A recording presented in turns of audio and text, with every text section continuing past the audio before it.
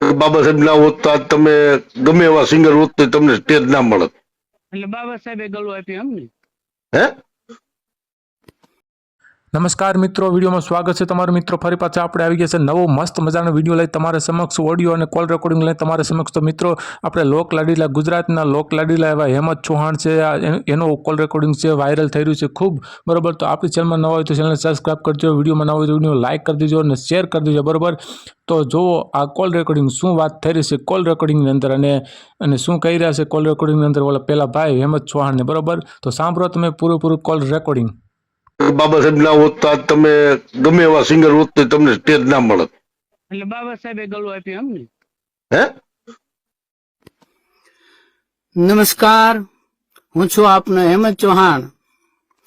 રાષ્ટ્રીય સ્વયંસેવક સંઘને 100 વર્ષ પૂરા થયા. એ નિમિત્તે મારી હાર્દિક શુભકામના. દેશભક્તિ અનુશાસન સેવા માટે રાષ્ટ્રીય સ્વયંસેવક સંઘ બધા ભારતીયો માટે પ્રેરણારૂપ છે. સમાજમાં કોઈ પણ પ્રકારના ભેદભાવ વિના સંપૂર્ણ સમાજ સમરસ બને એ માટે આરએસએસ સક્રિય છે. આખો સમાજ પ્રથમ ભારત ના ધ્યેય માટે કામ કરતો થાય તેવી મારી ઈચ્છા વ્યક્ત કરી અને આરએસએસ નું કામ વધુ દૃઢ થાય એવી અભિલાષા. જય ભારત. ફોન હું કાપી નાખો છો હેમંતભાઈ? એ મારે રેકોર્ડિંગ ચાલતું હતું એટલે હમણાં પૂરું કર્યું. કઈ વાંધો નહીં, એવું હોય તો હું પછી ફોન કરું. નિરાતે તમે ફ્રી હોય મને ટાઈમ આપો. અત્યારે ચાલતું હતું રેકોર્ડિંગ. એટલે મેં કીધું તમે ફ્રી ના હોય તો પછી વાત કરું. હા હા, ફ્રી થઈ ગયો. હા તો વાત થઈ ગઈ એમ છે ને? હા હા તમારો આગળ એક વિડીયો મેં જોયો, હા આરએસએસ ને શુભેચ્છા આપતો. હા હા હા.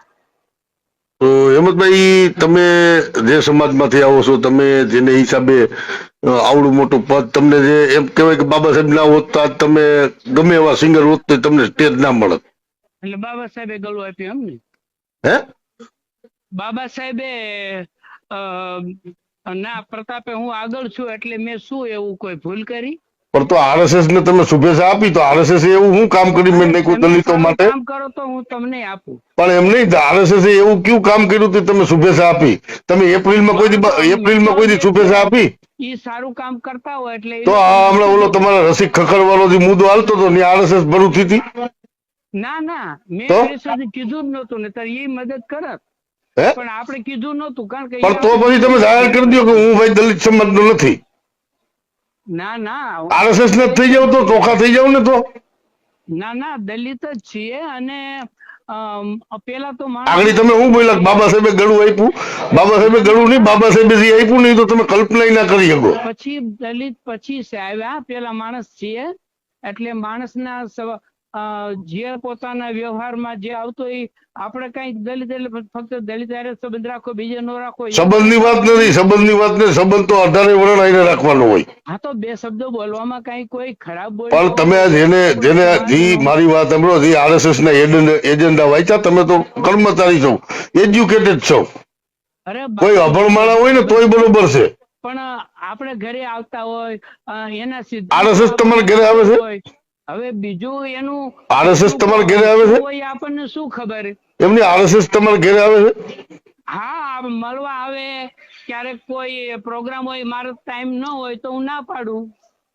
પણ એમ નહીં, તમે આ જાહેરમાંથી આરએસએસ નું નિવેદન દીધું, તમે ક્યારેય કોઈ દી એપ્રિલમાં બાબા સાહેબ ની શુભેચ્છા આપી? બાબા સાહેબ ના 500 વિડીયો બનાવ્યા છે. કેદી બનાવ્યા? હું શું અમે તો એકઈ નથી જોયો. અમે તો એકઈ નથી જોયો. અમે તો એકઈ નથી જોયો. એકાદું ગીત સાંભળ્યું હોય બાબા સાહેબ? એમ નહીં, અમે તો એકઈ નથી જોયો. તમે અવળી બાબા સાહેબ ના ગીતો મેં ગાયા ને એટલે તો તમે ખાલી ગાયા છે ને, તમે ખાલી ગાયા છે.